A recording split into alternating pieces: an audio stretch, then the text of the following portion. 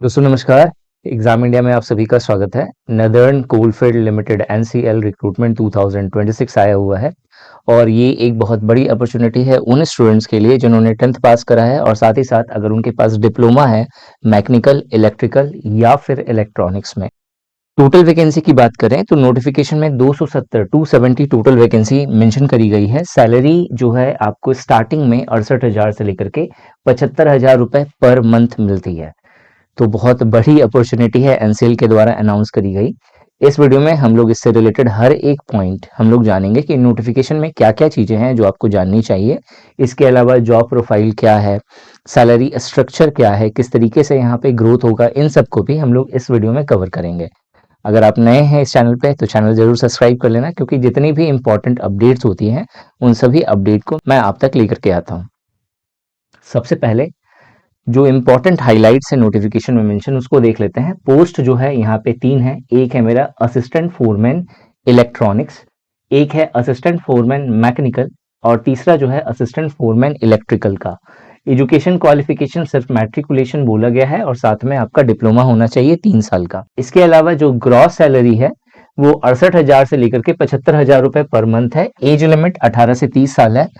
Application जो है 11 फरवरी से स्टार्ट है। 5 मार्च 2026 एप्लीकेशन की लास्ट डेट है। आपको इससे पहले अप्लाई कर देना है। टोटल वैकेंसी 270 है।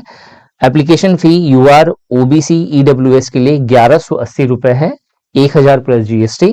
और जो एससी एसटी पीडब्ल्यूबीडी या ईएसएम डिपार्टमेंट के अगर आप कैंडिडेट हैं ऑलरेडी तो उस समय आपको 1 रुपए भी पे नहीं करना है।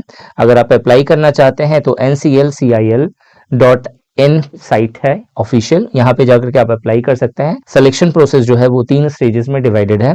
Computer based test, document verification और मेडिकल एग्जामिनेशन। यहाँ पे असिस्टेंट फोरमैन इलेक्ट्रॉनिक का 14 वैकेंसी है। असिस्टेंट फोरमैन मैकेनिकल की बात करें तो 108 टोटल वैकेंसी है और असिस्टेंट फोरमैन इलेक्ट्रिकल्स का 148 टोटल वैकेंसी है।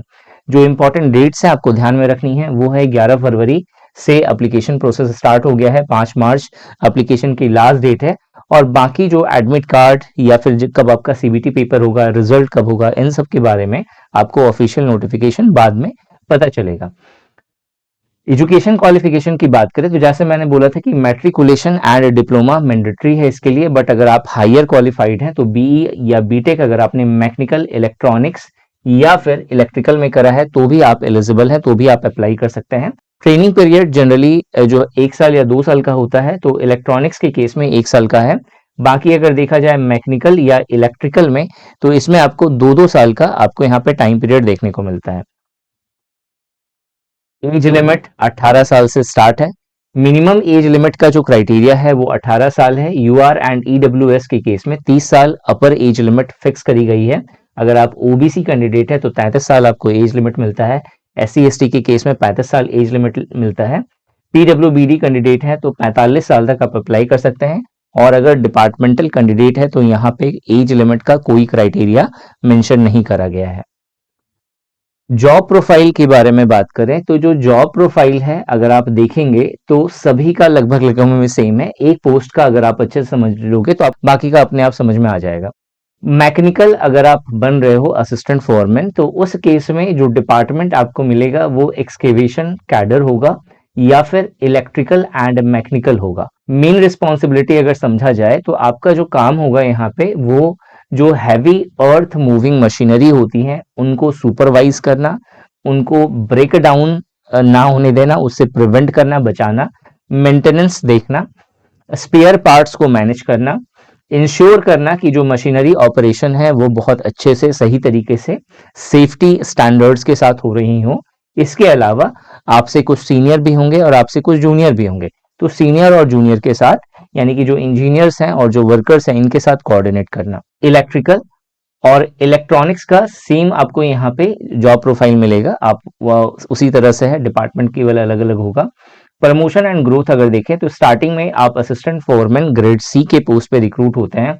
उसके 5 से 7 साल के बाद आपको असिस्टेंट फोरमैन ग्रेड बी का पोस्ट मिलता है।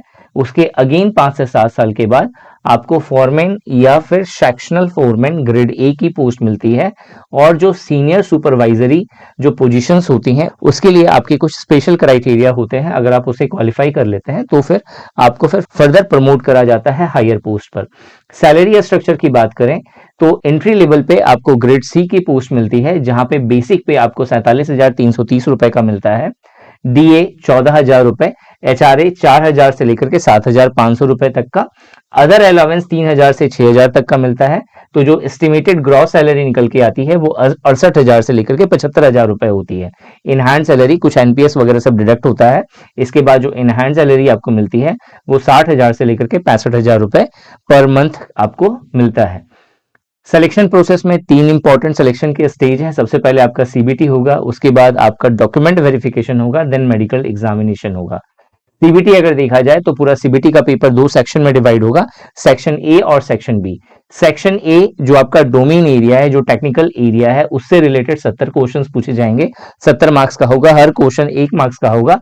और सबसे प्लस पॉइंट है कि यहाँ पे कोई भी नेगेटिव मार्किंग नहीं है।